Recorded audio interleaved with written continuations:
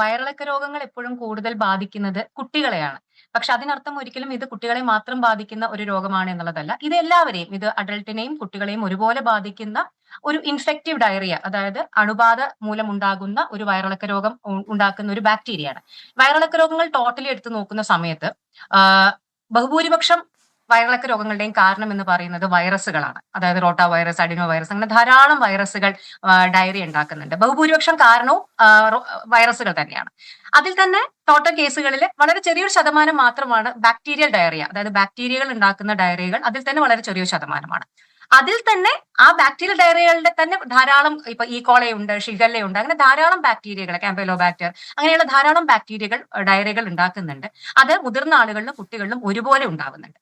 പക്ഷെ എന്തുകൊണ്ട് ഷിഗല്ല കുറച്ചുകൂടി സീരിയസ് ആയിട്ടൊരു സിറ്റുവേഷനിലേക്ക് പോകുന്നു എന്നതിന്റെ കാരണം, ഷിഗല്ലയിൽ തന്നെ പലതരം സ്ട്രെയിനുകൾ ഉണ്ട്. അതിൽ തന്നെ ടൈപ്പ് 1 എന്ന് പറയുന്ന സ്ട്രെയിൻ ഉണ്ടാക്കുന്ന കോംപ്ലിക്കേഷൻസ്, അതൊരു ഷിഗ ടോക്സിൻ എന്ന് പറയുന്നത്, ഇപ്പോ ഗോപി പറഞ്ഞ പോലെ തന്നെ നമ്മുടെ കുടലിൽ ഈ ബാക്ടീരിയ എത്തിക്കഴിഞ്ഞാൽ അത് ആ കുടലിൽ പെറ്റുവരികയും അവിടെ ഒരു ടോക്സിൻ, ഒരു വിഷവസ്തു ഉണ്ടാക്കുകയും ചെയ്യുന്നു. ഷിഗ ടോക്സിൻ എന്നാണ് അതിന്റെ പേര്.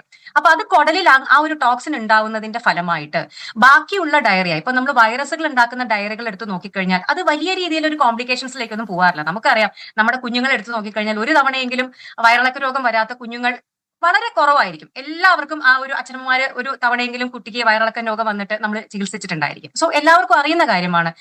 സപ്പോർട്ടീവ് ട്രീറ്റ്മെന്റ് ആണ് പ്രധാനമായിട്ടും. കാരണം അതൊക്കെ അധികവും വൈറസുകൾ ഉണ്ടാക്കുന്നതാണ്. നമ്മൾ ORS പോലെയുള്ള ലായനികൾ കൊടുക്കുക, ഡീഹൈഡ്രേഷൻ, നിർജ്ജലീകരണത്തിനെ പ്രിവെന്റ് ചെയ്യുക. വളരെ കുറച്ച് ശതമാനം കേസുകളിലെ നമുക്ക് ആന്റിബയോട്ടിക്കുകൾ കൊടുക്കേണ്ടി വരാറുള്ളൂ. അത് ബാക്ടീരിയ മൂലം ഉണ്ടാവുന്ന വയറിളക്ക രോഗങ്ങളാണ്. പക്ഷേ ഈ ഷിഗല്ല, പ്രത്യേകിച്ച് ടൈപ്പ് 1 സ്ട്രെയിൻ ഉണ്ടാക്കുന്ന ഈ പറയുന്ന ഷിഗ ടോക്സിൻ, ഇത് പലതരം കോംപ്ലിക്കേഷൻസിലേക്ക് പോകുന്നു. അതിൽ തന്നെ ഏറ്റവും വലിയൊരു കോംപ്ലിക്കേഷൻ, കോമണസ്റ്റ് കോംപ്ലിക്കേഷൻ എന്ന് പറയുന്നത് severe dehydration and electrolyte imbalance ആണ്. അതായത് ബാക്കി ഡയറികളെ അപേക്ഷിച്ചിട്ട് വളരെ സിവിയർ ആയിട്ടുള്ള നിർജ്ജലീകരണവും അതുപോലെ തന്നെ അതിന്റെ ഫലമായിട്ടുണ്ടാവുന്ന ധാതു ലവണങ്ങളുടെ ഏറ്റക്കുറച്ചിലുകളും ഉണ്ടാവുന്നുണ്ട്. അത് നമ്മൾ ജനറലി നോക്കുമ്പോൾ കൂടുതലായിട്ട് അഫക്ട് ചെയ്യുന്നത് കുഞ്ഞുങ്ങളെയാണ്. കാരണം നമ്മുടെ ഇപ്പോൾ വലിയൊരാളുടെ ശരീരത്തിൽ നിന്ന് പോകുന്ന ജലാംശത്തിനേക്കാൾ ഒരു കുഞ്ഞിനെയാണ് കൂടുതൽ ബാധിക്കുക. ഇപ്പൊ ഒരു 100 ml അല്ലെങ്കിൽ ഒരു 200 ml നമ്മുടെ ഒരു വലിയ ആളുടെ ശരീരത്തിൽ നിന്ന് പോകുന്നതിനേക്കാൾ ബാധിക്കുന്നത് ഒരു കുഞ്ഞിനെയാണല്ലോ. അപ്പോൾ സെയിം എമൗണ്ട് ഓഫ് ഡയറിയ ഒരു കുഞ്ഞിനുണ്ടാവുമ്പോൾ ആ കുട്ടിക്ക് കൂടുതലായിട്ട് നിർജ്ജലീകരണം സംഭവിക്കുകയും ഈ പറയുന്ന സിവിയർ ഡീഹൈഡ്രേഷന്റെ ഭാഗമായിട്ട് പലപ്പോഴും മരണത്തിൽ വരെ കലാശിക്കുന്ന ഒരു അവസ്ഥയിലേക്ക് പോവാം.